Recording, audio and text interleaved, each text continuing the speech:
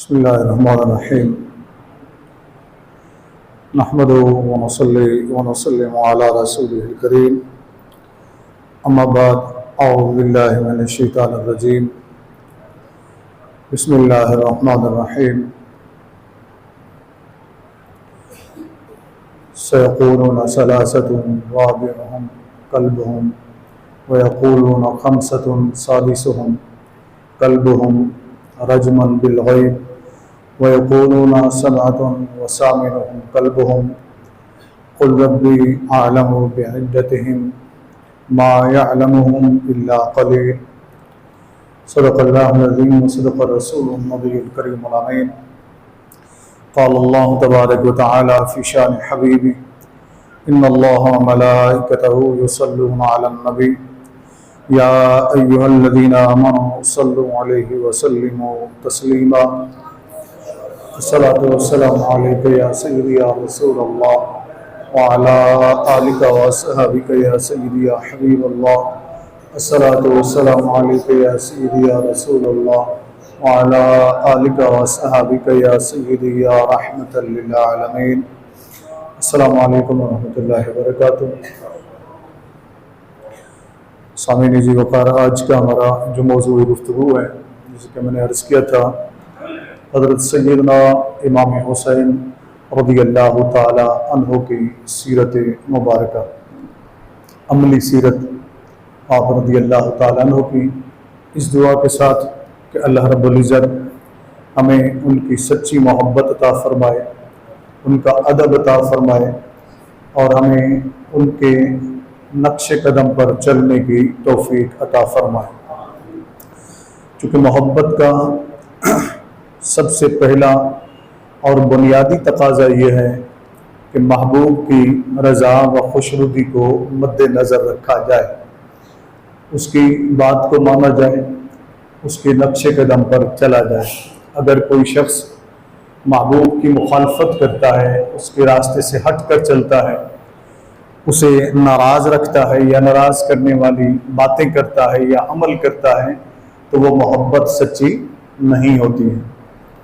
تو یہ عام محبت کی تعریف ہیں، یہ تو خاص الخاص ہستیاں ہیں جن سے خود رسول اللہ صلی اللہ علیہ وسلم نے محبت فرمائی، اللہ رب العزت نے محبت فرمائی، اور ساری امت کو اللہ کے حبیب صلی اللہ علیہ وسلم نے محبت کرنے کا درس دیا کہ میرے حسین سے محبت کرو رضی اللہ تعالیٰ عنہ۔ آج انہی کی سیرت مبارکہ پر گفتگو ہوگی۔ یہ بات ساتھ میں عرض کر دوں، گزشتہ سال بھی اس پر تھوڑی سی میں نے گفتگو کی تھی، ساتھ عرض کر دوں کہ یہ کتنی بڑی ستم ظریفی ہے کہ ہم نے سیدنا امام حسین رضی اللہ تعالیٰ عنہ کی 56 سالہ زندگی کو چھوڑ دیا، اور صرف ہم نے وہ 10 دن لے لیے جو کربلا والے ہیں، انہی کو بیان کیا جاتا ہے، انہی کو سنایا جاتا ہے، اور یہ کوشش نہیں کی جاتی کہ ان 10 دنوں کے علاوہ جو ان کی زندگی گزری ہے وہ کیسی تھی، وہ زندگی انہوں نے کیسی گزاری، وہ ہمارے لیے ان کی زندگی مشعل راہ ہے، وہ ہمیں بیان کرنی چاہیے۔ اس کی 2 وجوہات ہو سکتی ہیں جو میں نے پڑھا، میں نے سوچا، دیکھا۔ نمبر 1 تو یہ ہے کہ جب ہم کتابوں کو کنگالتے ہیں، دیکھتے ہیں نا، یا آپ کے ساتھ بھی جو پڑھنے والے دوست ہیں ان کے ساتھ بھی ایسا اتفاق ہوا ہوگا، تو جتنے کتابیں لکھی گئی ہیں اکثریت میں زیادہ تر امام حسین رضی اللہ عنہ کا ذکر کر کے، ان کے فضائل احادیث کچھ بیان کر کے، پھر واقعہ کربلا کو ہی لکھ دیا گیا، بیان کر دیا گیا۔ کسی نے کوشش نہیں کی کہ ان کی جو باقی زندگی ہے اس کو بھی تو ہم سامنے لائیں نا، اس کو بھی تو لکھیں، تحریر کریں، تاکہ لوگوں تک وہ پہنچیں۔ ایک مشکل تو یہ ہے کہ جو بیان کرنے والا ہے وہ محنت اتنا کرتا نہیں ہے، وہ کہتا ہے چلیں جی جو مل رہا ہے اسی کو بیان کر دو، آسانی اسی میں ہوتی ہے، تو اسی طرح سلسلہ چلتا رہا، صدیوں سے چل رہا ہے، اور بالکل اسی کو ہی بیان کیا جا رہا ہے مسلسل۔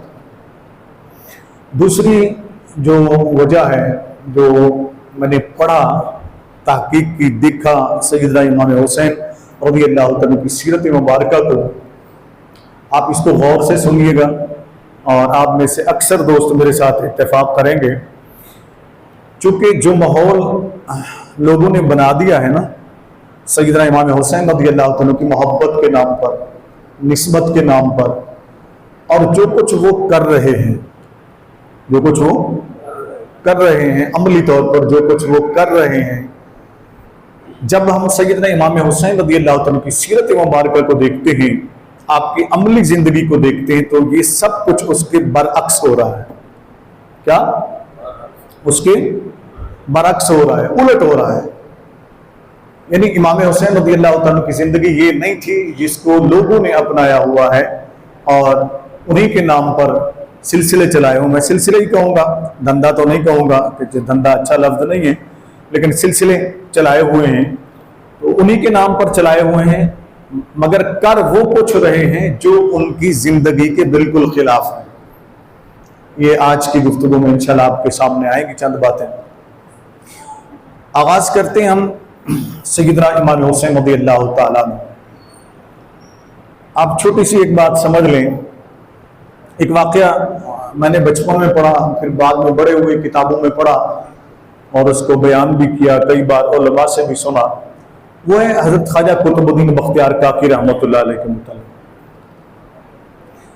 کہ جب ان کو بسم اللہ کرنے کے لیے، یعنی بچے تھے 4 سال کے، بسم اللہ شروع کروائی گئی قرآن پاک پڑھانے کے لیے، استاد کے پاس بٹھایا گیا تو استاد نے کہا پڑھیں بسم اللہ الرحمن الرحیم الف با تا سا، جس طرح بچے کو شروع کرایا جاتا ہے۔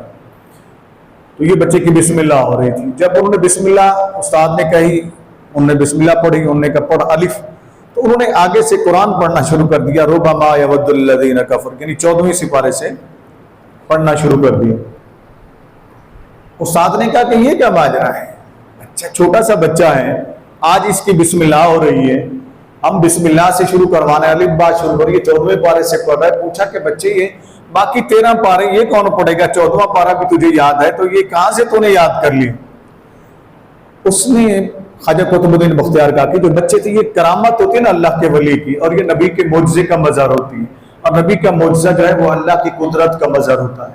یاد رکھیں کرامت کا منکر جو ہے وہ گمراہ بے دین ہے، اس لیے کہ کرامت کا ثبوت، اللہ کے نیک بندوں کی کرامت کا ثبوت قرآن سے ثابت ہے، احادیث سے ثابت ہے، لہذا اس کا انکار نہیں کیا جا سکتا ہے۔ اب انہوں نے کہا جی میں اپنی والدہ کے پیٹ میں تھا تو میری والدہ 14 سپارے کی حافظ تھی، تو وہ بار بار وہ 14 سپارے پڑھا کرتی تھی، تو میں اپنی ماں کے پیٹ میں وہ 14 سپارے سنا کرتا تھا، جب وہاں سنا کرتا تھا تو وہ 14 سپارے مجھے بالکل یاد ہو گئے، مجھے بالکل یاد ہو گئے۔ نمبر 1 ذہن میں رکھیں۔ نمبر 2، شیخ سعدی رحمۃ اللہ تعالی علیہ نے گلستان کے شروع میں ایک اپنا واقعہ لکھا ہے، کہتے ہیں کہ میں ایک دن نہانے کے لیے گیا تو میرے شاگرد نے مٹی لا کے دی نہانے کے لیے۔ پہلے لوگ مٹی سے نہاتے تھے نا، سر کو مارتے تھے، اور خواتین بھی مرد بھی، صابن نہیں ہوا کرتے تھے۔ کہتے ہیں کہ مٹی میرے پاس آئی تو اس مٹی سے بڑی خوشبو آ رہی تھی، مٹی سے بڑی خوشبو آ رہی تھی، تو میں نے مٹی سے پوچھا کہ تو مشک ہے کہ عنبر ہے، تیرے اندر سے اتنے خوشبو آ رہی ہے؟ اس مٹی نے جواب دیا کہ نہ میں مشک ہوں نہ میں عنبر ہوں، میں کچھ دن گلاب کی صحبت میں رہی ہوں تو درمن جمال من اثر کر دے، کہ میرے اندر میرا جو درمن ہم نشین، کہ میرا جو ہم نشین ہے نا، اس کے جمال نے میرے اندر اثر کر دیا ہے، یعنی کہ جس کی صحبت میں میں رہی ہوں، گلاب کی صحبت میں، گلاب خوشبودار ہوتا ہے، تو اس گلاب کی صحبت میں رہنے کی وجہ سے میرے اندر خوشبو آ گئی، میرے اندر خوشبو آ گئی۔ یہ 2 مثالیں میں نے دی، ورنہ بے شمار مثالیں ایسے، وقت اسی پہ گزر جائے گا۔ اب ذرا غور کریں کہ گلاب کی صحبت میں مٹی رہے، اس میں خوشبو آ جائے، ٹھیک ہے جی، پانی دودھ کی صحبت میں چلا جائے تو تو جس کی کوئی قیمت نہیں ہوتی وہ بھی دودھ کی قیمت میں بکنے لگتا ہے.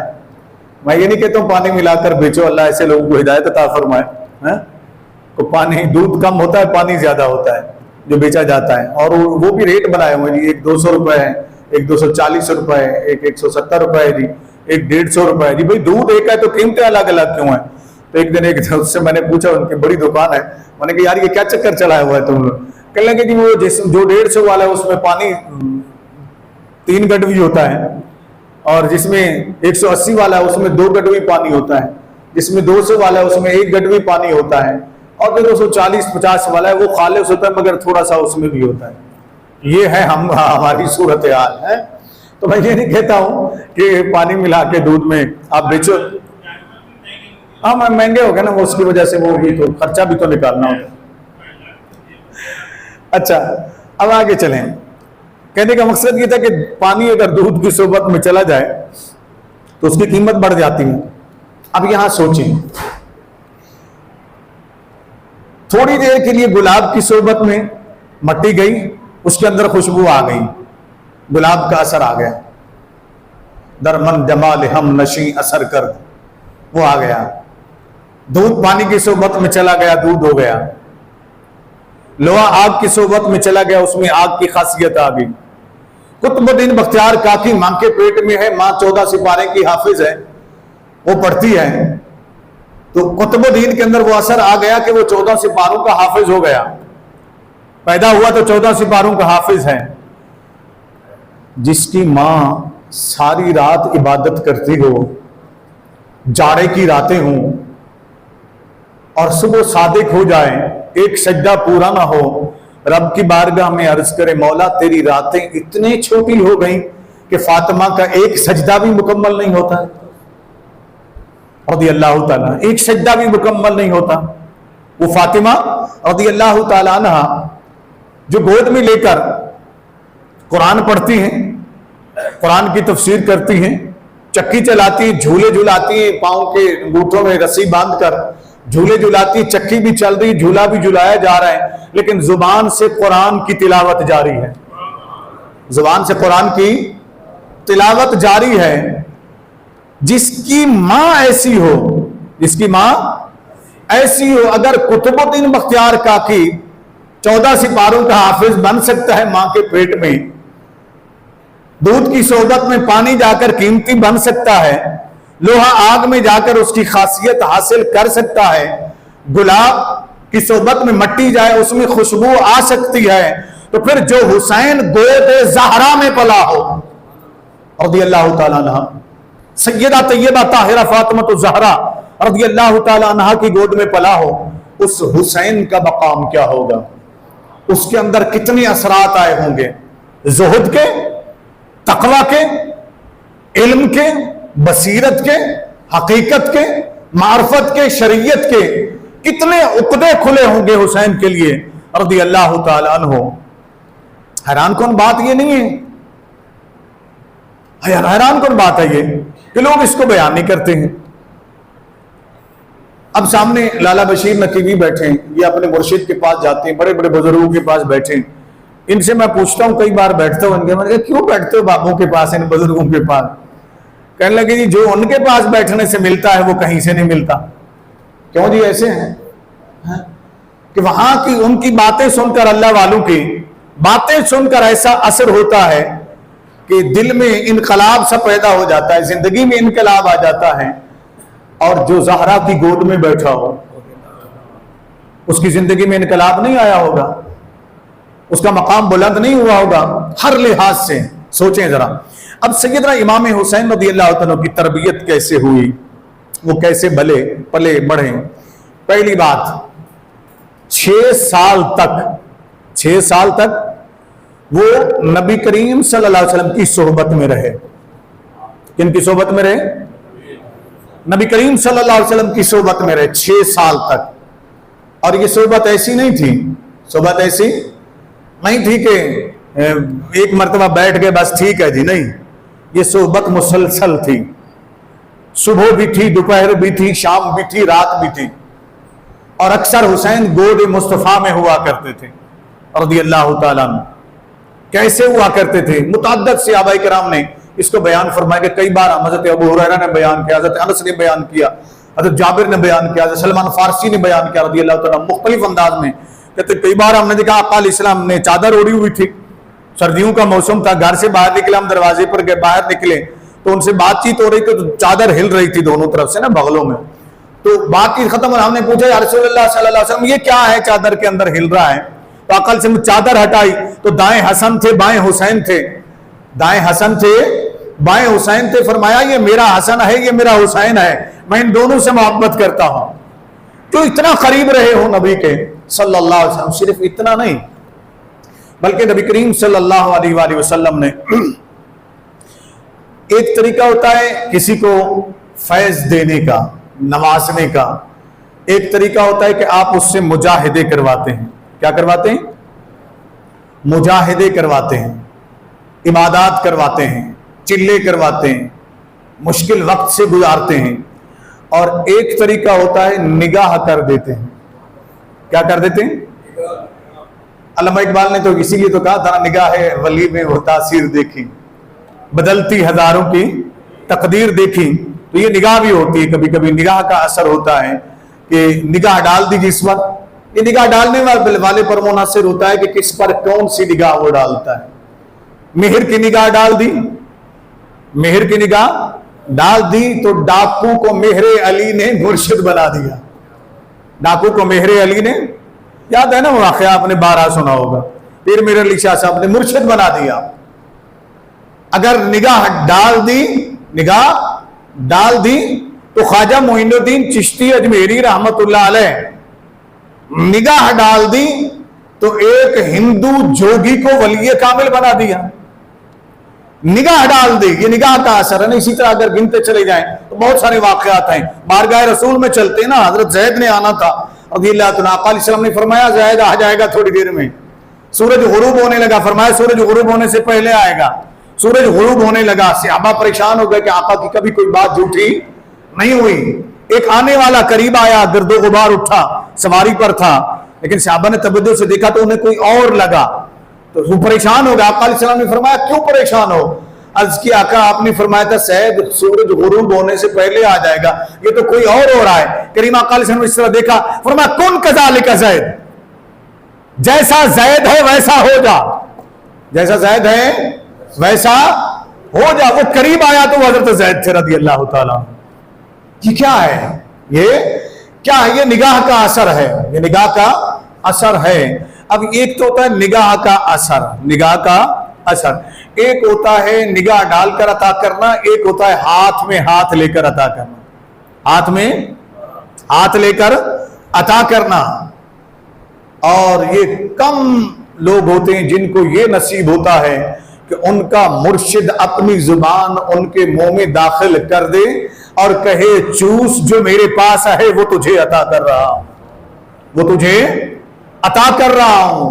تاریخ میں نے نہیں دیکھا, مجھے بہت کم شاذ و نادر کوئی کچھ واقعات ملے, ورنہ ایسا نہیں ہوتا ہے, ایسا نہیں ہوتا ہے. لیکن حسین رضی اللہ تعالیٰ عنہ, سیدنا امام حسین رضی اللہ تعالیٰ عنہ علیہ السلام. اچھا ایک لوگ اکثر لوگ مجھ سے یہ پوچھتے ہیں کہ میسج بھی کرتے ہیں واٹس ایپ اور میں نے اس پر لکھ بھی دیا ویسے تفصیل سے, کہتے ہیں کہ وہ ان کو علیہ السلام کہنا چاہیے یا نہیں کہنا. دیکھیں یہ طبقات جو بنائے نا, یہ علماء نے بنائے کہ نبی کے ساتھ علیہ السلام ہو, غیر نبی کے ساتھ صحابی کے ساتھ, اہل بیت کے ساتھ رضی اللہ تعالیٰ عنہ, اولیاء کے ساتھ رحمت اللہ علیہ. باقی اگر علیہ السلام کہہ لیتے تو یہ سلامتی کی دعا ہے. کیا ہے؟ سلامتی کی دعا ہے. بات اور سلامتی کی دعا آپ کہہ سکتے ہیں. جیسے میں آپ کو آتا ہوں یہاں پر تو میں وہاں سے داخل ہوتا ہوں, میں کہتا ہوں السلام علیکم, آپ پر اللہ کی سلامتی اور اللہ کی رحمت ہو. یہ میں آپ کو کہتا ہوں, آپ مجھے کہتے ہیں وعلیکم السلام ورحمۃ اللہ. تو جب آپ اور میں ایک دوسرے کو سلام بھیج سکتے ہیں تو کیا آل نبی پر سلام نہیں بھیج سکتے, ان کے لیے سلامتی کی دعا نہیں کر سکتے؟ تو ان جھگڑوں میں نہ پڑا کریں, یہ ایسی کوئی بات نہیں ہے, کوئی ایمان یا کفر کی بات نہیں. اب ذرا سنیں, سیدنا امام حسین رضی اللہ تعالیٰ وہ شخصیت ہیں کہ جنہیں نبی کریم صلی اللہ علیہ وسلم نے انگلیاں پکڑ کر بھی عطا فرمایا. اب ذرا غور سنتے جائیے گا, انگلیاں پکڑ کر بھی عطا فرمایا. وہ حدیث کو یاد کریں نا, جب آقا علیہ السلام نے پکڑا تو فرمایا اے ننھے قدموں والے, ان کی انگلیوں کو پکڑ کر فرمایا اے ننھے قدموں والے, چڑھا, چڑھا, اپنے سینے پر چڑھایا. انگلیاں پکڑ کر بھی، بولتے جائیں نا، عطا فرمایا، انگلیاں پکڑ کر بھی، ہاتھ پکڑ کر بھی عطا فرمایا، سینے پر بٹھا کر بھی عطا فرمایا، سینے پر بٹھا کر بھی عطا فرمایا، نظر سے نظر ملا کر بھی عطا فرمایا، نظر سے نظر ملا کر بھی عطا فرمایا۔ یاد کریں نا اس حدیث پاک کو، اس حدیث پاک کو یاد کریں نا، بڑی صحیح ترین حدیث ہے کہ آقا علیہ الصلوۃ والسلام نے، سیاستہ کی حدیث پاک ہے کہ جب سیدنا حسین رضی اللہ تعالیٰ عنہ پیدا ہوئے، نبی کریم صلی اللہ علیہ وسلم آئے، آپ نے پوچھا کیا نام رکھا، وہ ساری تفصیل ہے اس کے اندر، آپ نے گود میں لیا، گھٹی دی حسین کو، کیا دی؟ گھٹی، کوئی میٹھی چیز منہ میں لے کر چبا کر حسین بچے کو دیتے ہیں منہ کے اندر، بزرگ کسی سے بھی، تو آقا علیہ السلام نے وہ منہ میں لی، میٹھی چیز چبائی، وہ گڑ تھا یا کھجور تھی یا جو بھی چیز تھی، میں اس باس میں بھی نہیں پڑھتا ہوں، چبایا، اور آقا علیہ السلام نے اپنا منہ قریب کر دیا، بجائے اپنے ہاتھ سے اٹھاتے حسین کو دیتے، اپنا منہ قریب کر دیا، حسین نے منہ کھول دیا، یہ روایت موجود ہے، حسین نے منہ کھول دیا رضی اللہ تعالیٰ، بچے ہیں چھوٹے سے، انہیں منہ کھول دیا، آقا علیہ السلام نے حسین کو دیکھا، حسین نے نانا کو دیکھا، نظر سے نظر ملی، کیا؟ نظر سے نظر ملی۔ اب دینے کا اور طریقہ کیا ہوتا ہے؟ نظر سے نظر ملا کر بھی دینا ہوتا ہے نا، میں نے ابھی آپ کو سارا بتایا، نظر سے نظر ملی، آقا نے حسین کی آنکھوں میں دیکھا، حسین نے نانا کی آنکھوں میں دیکھا، اور نظر ہی نظر میں اور الفاظ نہیں کہتا ہوں، ایسا نہ ہو کہ کسی کو ہضم نہ ہو، تو اس وجہ سے میں وہ الفاظ کہتا ہوں جو ہضم ہو جائیں۔ سمجھ رہے ہیں بات کو کہ نہیں سمجھ رہے؟ نظر سے نظر ملی تو نانا نے نواسا سے کہا نظر ہی نظر میں کہ حسین میں دے رہا ہوں، میں عطا کر رہا ہوں۔ نواسا نے وہ نگاہ دیکھی کہ نانا بھی سمجھ گیا کہ حسین لے چکا ہے، حسین لے چکا ہے، عطا فرمایا، زبان منہ کھول دیا، آقا نے اپنا منہ حسین کے منہ میں دے دیا، وہ زبان کے ساتھ وہ میٹھی چیز وہ منہ میں دے دی۔ یہ نظر سے نظر بھی ہے، اور پھر زبان چسا کر اپنا لعاب دہن عطا فرما کر بھی آقا نے حسین کو عطا فرمایا۔ جن کی اس انداز میں تربیت ہوئی ہو، جن کی اس انداز میں تربیت ہوئی ہو، برا سرا اس منظر کو بھی سامنے لیا نا، آقا علیہ السلام مسجد نبوی میں بیٹھے ہوئے ہیں، کریم آقا علیہ السلام حسنین کریمین بھی ساتھ بیٹھے ہوئے کھیل رہے ہیں مسجد نبوی کے اندر، انصار مدینہ کی طرف سے اور دیگر صحابہ کی طرف سے صدقات، کھجوریں جو پھل آ رہے تھے وہ صدقات کے طور پر پیش کیے جاتے اور وہ غربا میں تقسیم کیے جاتے ہیں، وہ ٹوکرے آ کے ساتھ رکھے ہوئے تھے، بچہ ایک چلتا ہوا حسن تھا یا حسین رضی اللہ تعالیٰ عنہ، وہ کھجور ایک اٹھائی منہ میں ڈال لی، چھوٹا بچہ تھا نا، بڑی مشہور حدیث پاک ہے، نبی کریم صلی اللہ علیہ وسلم نے پکڑا اور انگلی ڈال کر منہ سے نکال دیا، فرمایا تمہیں نہیں پتا کہ آل رسول کے لیے صدقہ حرام ہے؟ آل رسول کے لیے صدقہ حرام ہے۔ جن کی بچپن سے یہ تربیت ہوئی ہو تو پھر ان کے زہد و تقوی کا مقام کیا ہوگا، زہد و تقوی کا مقام کیا ہوگا، پھر ان کے ایمان کے بارے میں یا ان کے مرتبے کے بارے میں کوئی شک کرے تو یہ بھی حیرت کی بات ہے۔ چلیں میں نے سورۃ کاف کی آیات تلاوت کی ہیں، اس میں اصحاب کاف کا تذکرہ ہے، کن کا تذکرہ ہے؟ میرے ساتھ بولتے جائیں نا، اصحاب کاف کا تذکرہ ہے۔ یا رب تبارک و تعالیٰ فرماتا ہے کہا گیا کہ وہ تین ہیں، چوتھا ان کا کتا، ان تین کا بھی ذکر ہو رہا ہے، ان کے کتے کا بھی، بولے تو صحیح نا، یہ کیسا کتا ہے جن کا ذکر اللہ والوں کے ساتھ ہو رہا ہے؟ یہ تو شرک ہو گیا نا، پتہ نہیں کیا کیا ہو گیا لوگوں کے نزدیک۔ آگے چلیں، یہ سورۃ کاف ہے، اب اس کو آگے پڑھیں نا، پھر آگے فرمایا وَيَقُولُونَ، اور کچھ نے کہا کہ وہ 5 تھے، وَرَابِعُهُمْ کلب، اچھا آگے فرمایا وَخَمْسَةٌ سَادِسُهُمْ کلب، 5 تھے، چھٹا ان کا کتا۔ آگے فرمایا کہ کچھ نے کہا کہ وہ 7 تھے، 8واں ان کا کتا، لیکن 7 فرمایا قُلْ رَبِّي أَعْلَمُ بِعِدَّتِهِمْ مَا يَعْلَمُ إِلَّا قَلِيلٌ۔ اب یہ واقعہ بیان ہو رہا ہے، اس واقعے کو بیان کرنا مقصود نہیں ہے، صرف ایک بات کی طرف آپ کو لے کے چلتا ہوں، آپ سن کر حیران بھی ہوں گے اور خوش بھی ہوں گے، خاص کر جو علم سے تھوڑا سا لگاؤ رکھتے ہیں وہ اس بات پر ذرا جھوم اٹھیں گے۔ آگے چلیے، آگے اگلی آیت نمبر 24 میں تذکرہ ہو رہا ہے کہ جب حضرت خضر علیہ السلام اور موسیٰ علیہ السلام، یہ دونوں تھے نا اکٹھے، ایک بستی سے گزرے، بستی والوں کو کہا کہ ہمیں رہنے دو، اللہ نے اس کو بیان فرمایا، انہوں نے نہیں رہنے دیا، نکال دیا. انہوں نے کہا جی ہم تو نہیں رہنے دیں گے. آگے چلے تو ایک دیوار کھڑی تھی, یہ قرآن نے بیان کی, وہ گرنے والی تھی. تو خضر علیہ السلام آگے بڑھے اور اس دیوار کو سہارا دیا, ٹھیک کیا اور اس کو بنا کر آگے چلنے کے. موسیٰ علیہ السلام نے کہا کہ یہ کیا کہتے ہیں, بستی والوں نے ہمارے ساتھ یہ سلوک کیا, تو انہیں دیوار کو پھر کھڑا کر دیا ہے. ان کا یہ سلوک تھا, تیرا یہ رویہ ہے, نہیں کرنے, گرنے دیتے ان کی دیوار کو. تو یہاں جو بات کرنی ہے میں نے وہ یہ کرنی ہے. اب یہ آیت قرآن کی موجود ہے آپ کے سامنے, اور قرآن آپ کے سامنے موجود ہے. اب یہاں اس کو پڑھیں, الا ان یشاء اللہ واذکر ربک اذا نسیت وقل عسى ان یهدینی ربی لاقرب من هذا رشدا ولبثوا فی کہفہم 300 سنین وازدادوا 9. اب یہ قرآن آپ نے سنا, یہ میں نے کیوں پڑھی ہے آیت, اب ذرا سنیں.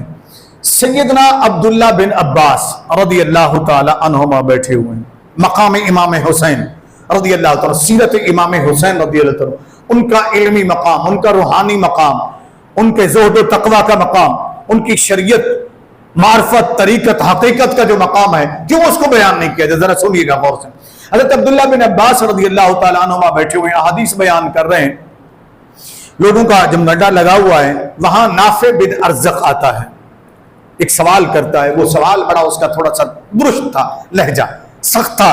اس نے کہا عبداللہ بن عباس چھوٹی چھوٹی باتیں سناتے رہتے ہو, اپنے اس الہ کے بارے میں بھی بتاؤ جس کی تم پوجا کرتے ہو. حالانکہ یہ بھی خود کو مسلمان کہتا تھا نافع بن ارزق, ٹھیک ہے نا, لیکن لہجہ اس کا کرخت تھا, سخت تھا بات کرنے کا. عبداللہ بن عباس رضی اللہ تعالیٰ عنہ جو راس المفسرین فی صحابہ ہیں رضی اللہ تعالیٰ عنہم, اور نبی کریم صلی اللہ علیہ وسلم کے چچا زاد بھائی ہیں, وہ گردن جھکا کر بیٹھ گئے.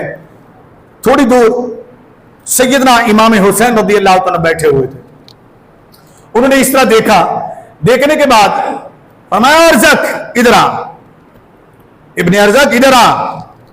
قریب آیا اور میں کیا کہہ رہا تھا, تو کیا پوچھ رہا تھا. آگے سے اس نے کہا کہ میں نے آپ سے سوال میں کیا ہے, جن سے سوال کیا ہے وہ جواب دیں گے. حضرت عبداللہ بن عباس رضی اللہ تعالی عنہما بولے اور کمال بولے. فرمایا تو نہیں جانتا یہ آل رسول ہیں, یہ اہل بیت رسول ہیں, یہی تو ہے علم کے وارث, یہی تو ہے علم نبی کے وارث, یہ نواسہ رسول سیدنا امام حسین رضی اللہ تعالیٰ عنہ ہیں.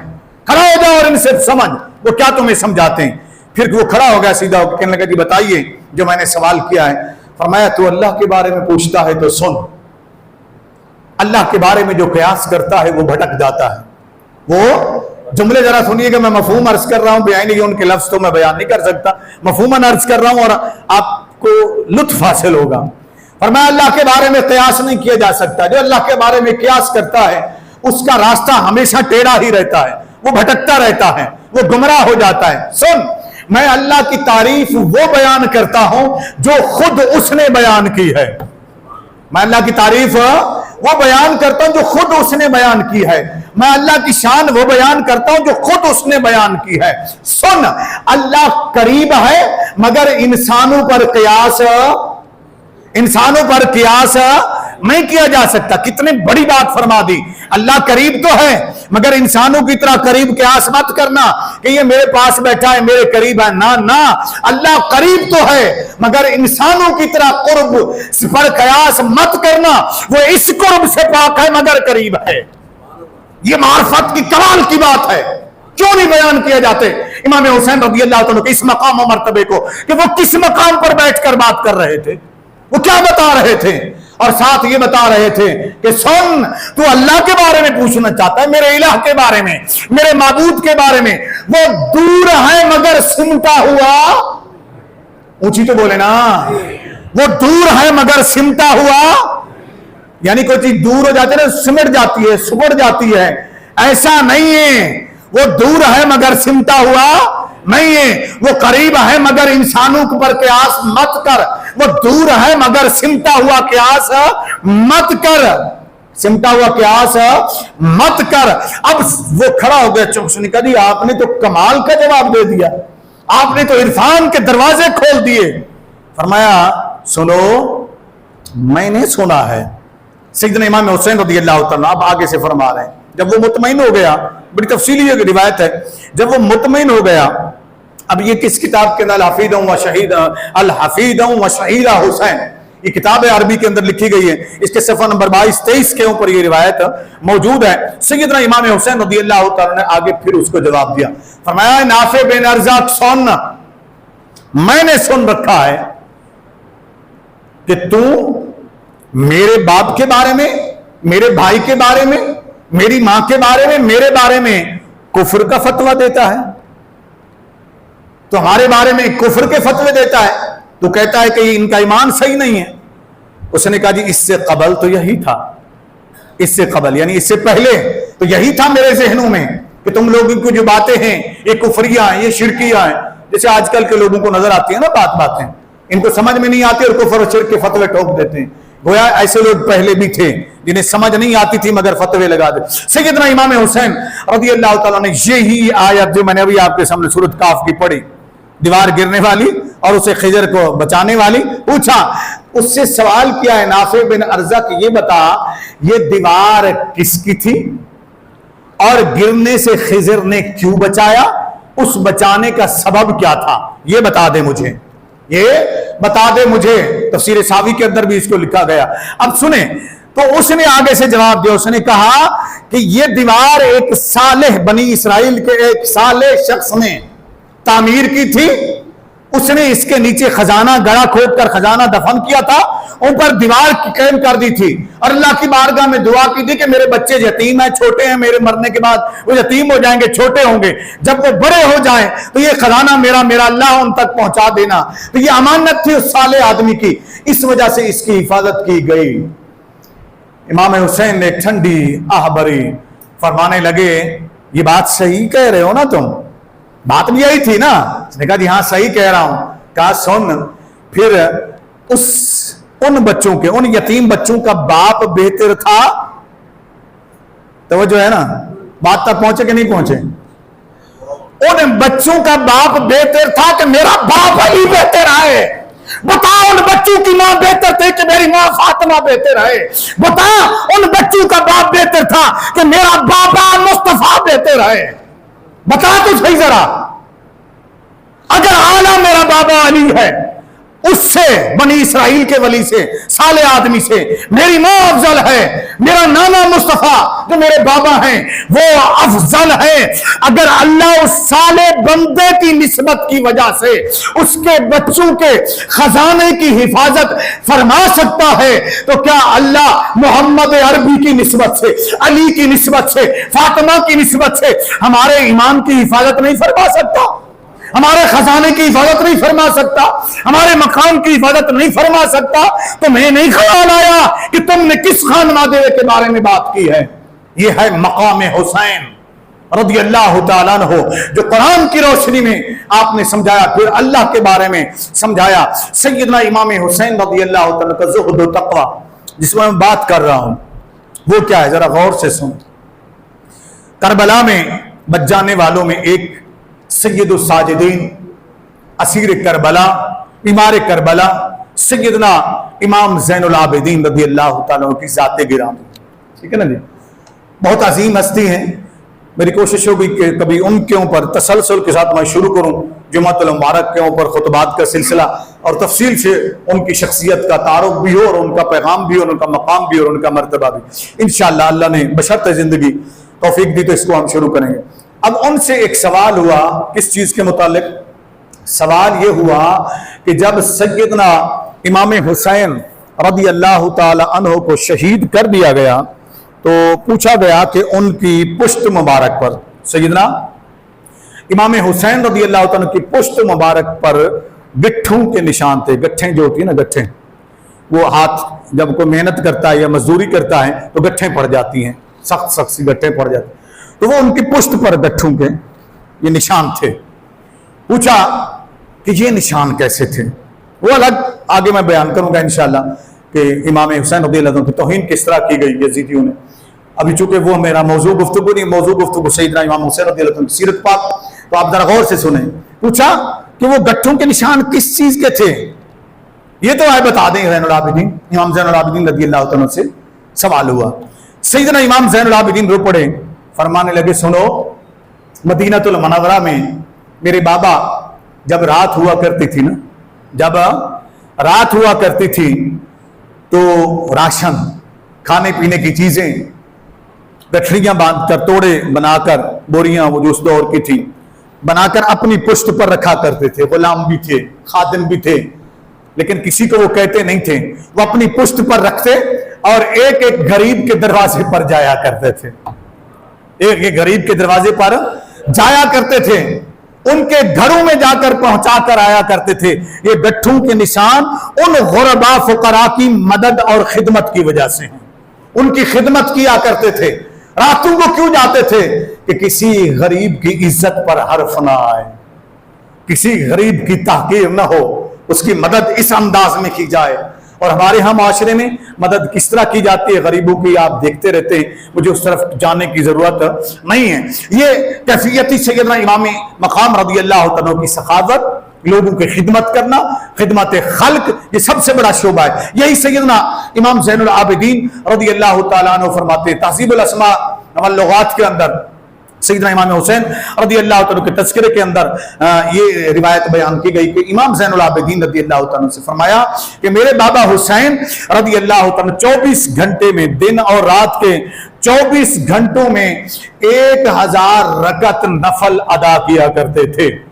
1000 रकत, ऊंची तो बोले ना, ये क्यों कहलवा रहा हूं मैं आपसे, गौर से सुना करें, उसे समझें और बुखारी के उस हदीस को सामने लाए ना, सही बुखारी शरीफ की, कि मेरा बंदा सबसे करीब ज्यादा मेरे होता है फर्ज की वजह से और फिर नवाफिल की वजह से। वो फराइज भी अदा करते थे 24 घंटों में, जो 5 फराइज नमाज है वो भी अदा करते, तहज्जुद भी अदा करते और 1000 नवाफिल पढ़ा करते थे, अल्लाह की इबादत किया करते थे।